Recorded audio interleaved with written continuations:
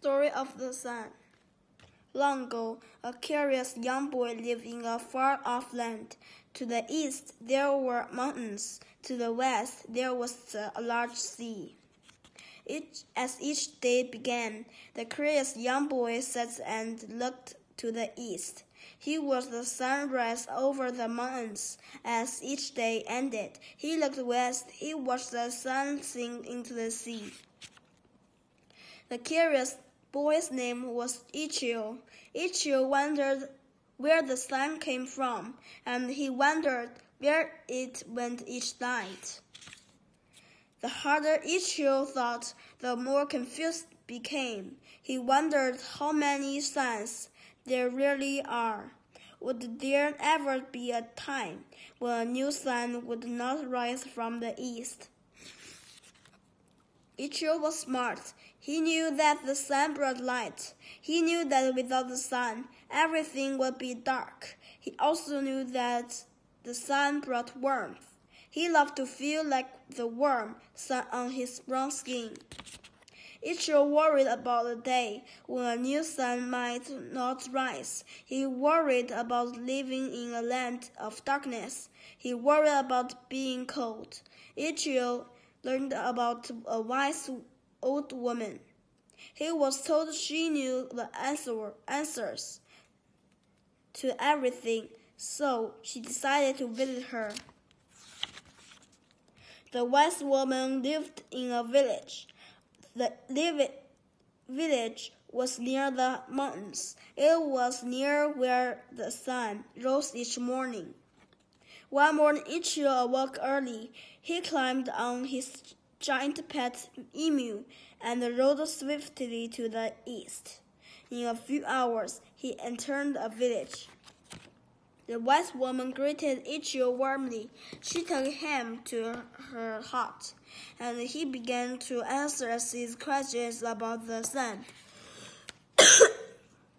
First, she explained where the sun came from.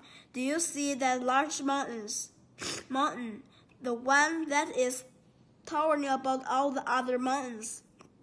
She asked, pointing east.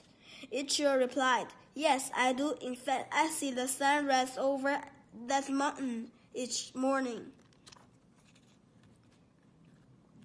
Well, said the wise woman, that is where new suns come from each night after the sun sinks into the sea. People from the village go to the mountain top. They carry large pieces of wood and coal with them.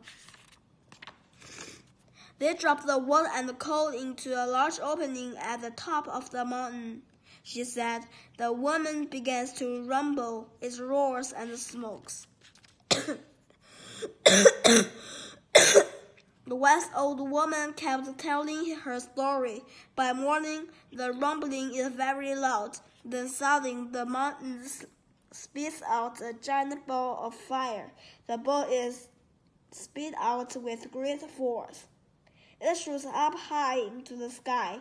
The fireball lights the lamp below as it travels across the sky. It also hits the land. When the ball of fire reaches its highest point, it begins to drop. She continued. In a few hours, it crashes into the sea. The cool water of the sea puts out the ball of fire. It is very important that the villagers go to the mountain each night.